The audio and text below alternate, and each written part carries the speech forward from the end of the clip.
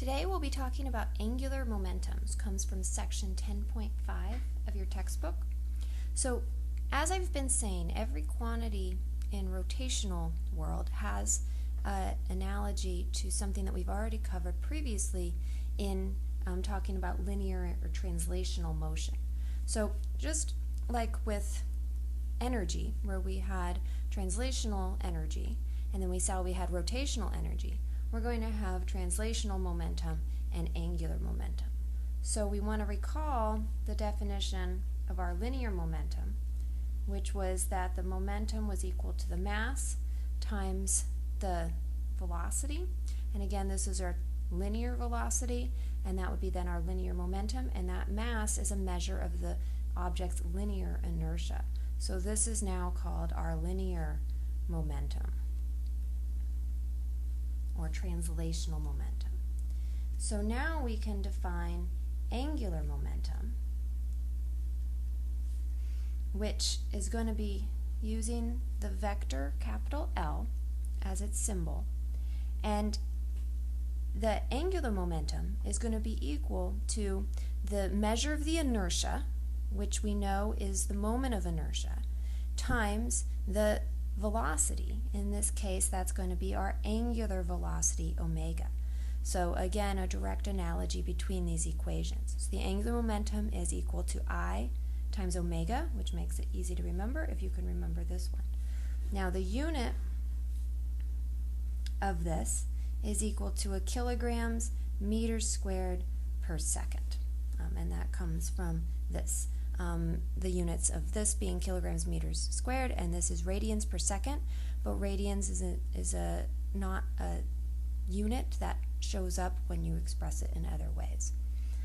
So we also want to recall that we had this expression for the sum of forces equaling to the change in the momentum, right? We had said that that could be equal to dp dt. This was Newton's second law expressed in terms of the momentum. So we can now have, again, a similar equation where instead of the force for rotation, we talk about torques. So the sum of torques would now be equal to the rate change of the angular momentum. So just like a net force created a rate change in the linear momentum, a net torque creates a rate change in the angular momentum. So we have a lot of clear applications for the idea of angular momentum. And so to summarize what this one means conceptually, a net torque causes a change in the angular momentum. Now, what's interesting is when we start talking about the relationship between the rotational value of angular momentum and the linear value of momentum p. So as we saw with other quantities, omega and v and alpha and a, there's a relationship between the angular and the linear quantity. So a question then is the relationship between L and p. We should be able to define that. And it turns out that you can, and the relationship is that the angular momentum, L, is equal to R, which I'll define in a second, and then the cross product, P. So there's our cross product again, showing up just like it did with torque. So this is our so-called cross product. If you have not yet watched that video on the cross product, you absolutely should do that now since we are using it so frequently. So this is the cross product, like our torque equaling R cross F. Now this R here, this is the linear momentum, and then R is going to be the vector that points from the point of reference relative to, say, where you're finding the angular momentum from, and then to the object that has momentum p. So we'll see some examples of this. Now, just like with other cross products, we can talk about getting the magnitude then of the angular momentum from taking the magnitude of r times the magnitude of P times the sine of, again, phi, where specifically phi is the angle between R and P. So just like we saw with torque, this might or might not be the given angle. And so in order to use this formula, you need to make sure that you have the angle between them. But what this means commonly is that a lot of times you can look at this as equaling the momentum here, which would be mass times the speed, times r sine phi, where the r sine phi term is, again, the component of r that's perpendicular to the velocity v. So that's most commonly how you'll end up using this, where you're trying to find, using your trigonometry, the component of r that's perpendicular to v. Okay, so let's go ahead and do some examples where we apply these equations, and then we can see how it relates. In class, we'll talk about the idea of conservation of angular momentum, but in this video, we're just concentrating on understanding the definition and the applications and how to find it. Great, so for the first example, let's say that we have a mass m that moves in a uniform circle of radius r, and it moves at a constant speed v, and it moves in the clockwise direction as shown. And the question is, what is the angular momentum of the mass relative to the center of the circle? So because it's asking about the angular momentum relative to the center of the circle, that then tells us that this r vector, is relative to your reference point to the object. So that's the position vector there. Now note that you were just told it moves in a circle at a constant speed v, but you know that any given instant that the velocity is going to be tangent to this circle. So what that tells us is that the velocity and the position vector are going to be perpendicular to each other, right? R is perpendicular to v because it's circular motion. And so what that tells us then is that the sine of phi is going to be equal to the sine of 90, and that just equals positive 1.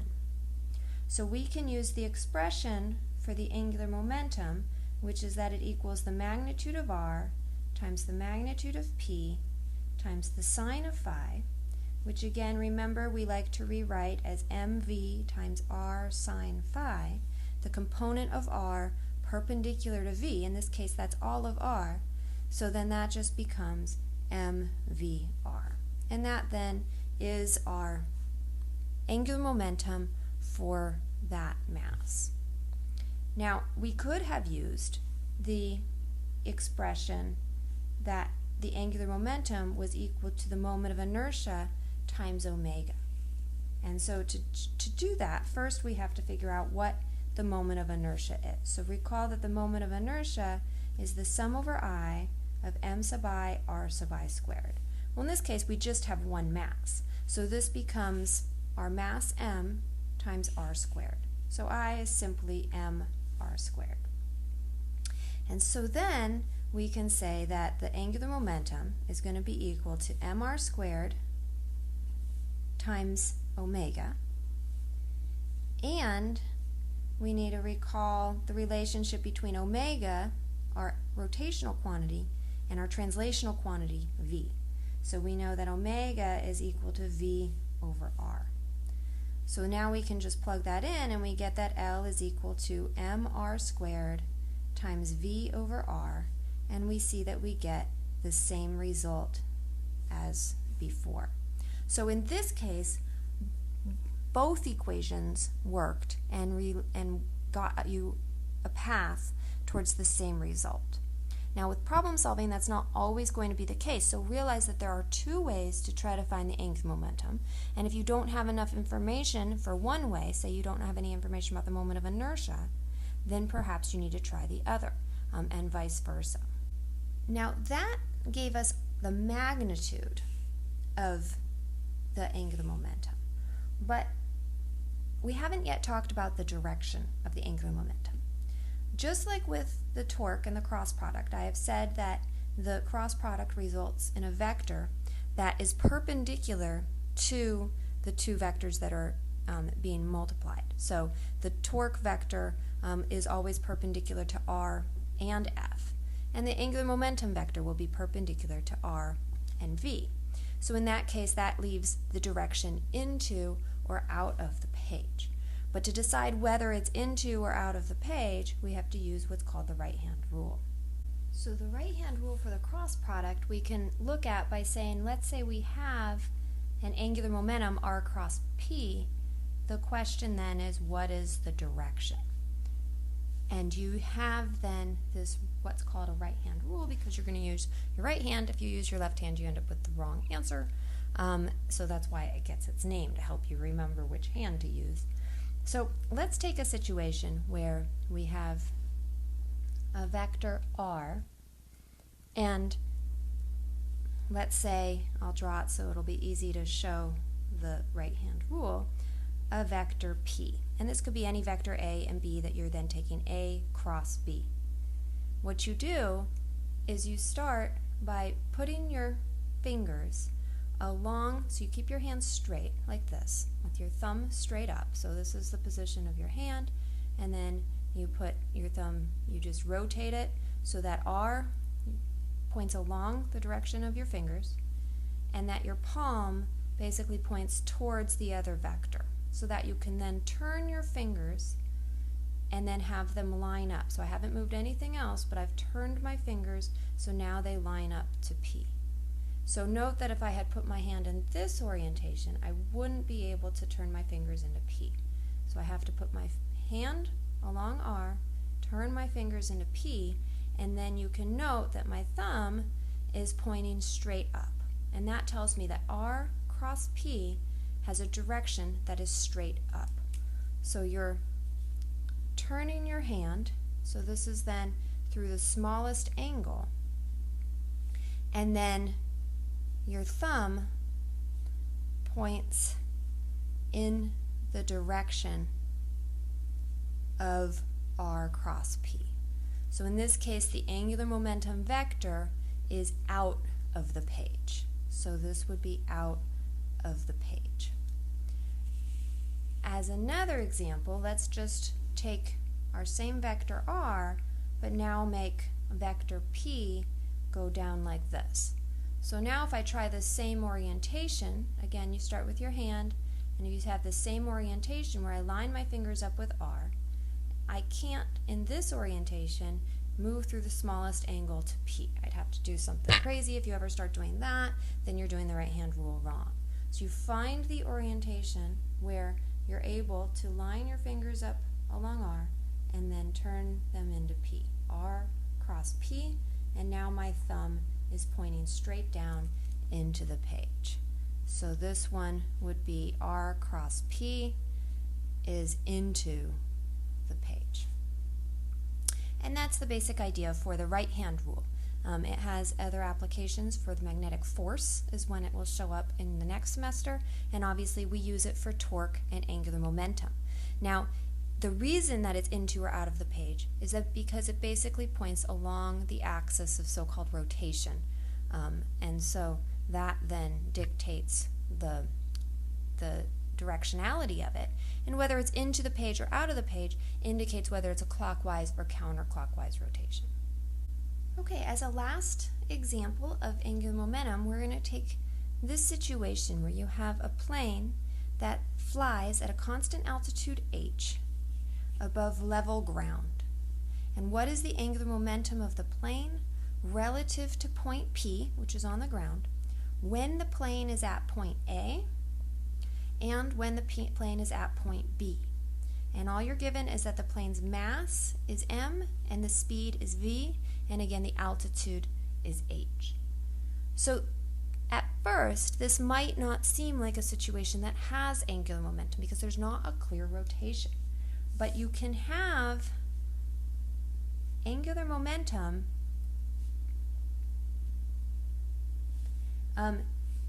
even if you're moving in a straight line. And that's definitely not always an obvious result. But the way to understand it is to look at it through the relationship that L is equal to R cross P. So if we now look at these vectors in our diagram, well, let's take them first at point A. Well, at point A, we have the vector P here, which is equal to mass times the vector velocity. And that just points along the velocity. I'll draw it over here at B as well because it's the same. And so the vector R points from the reference point to the location of the object. So in this case, R would then point from P to point A. So let's do the case at A first.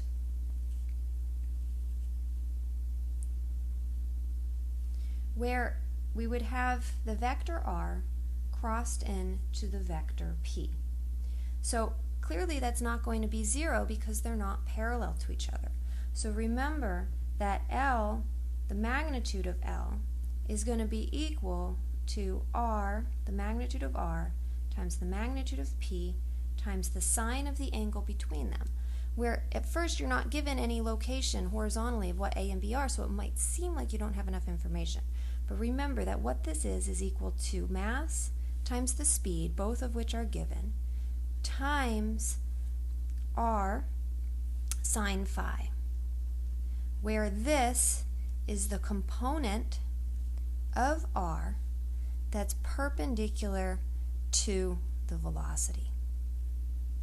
So let's look at that. If here's R and here's our velocity, the component of R that's perpendicular to the velocity is going to be the one that points straight up, right? So R has a component perpendicular to the velocity.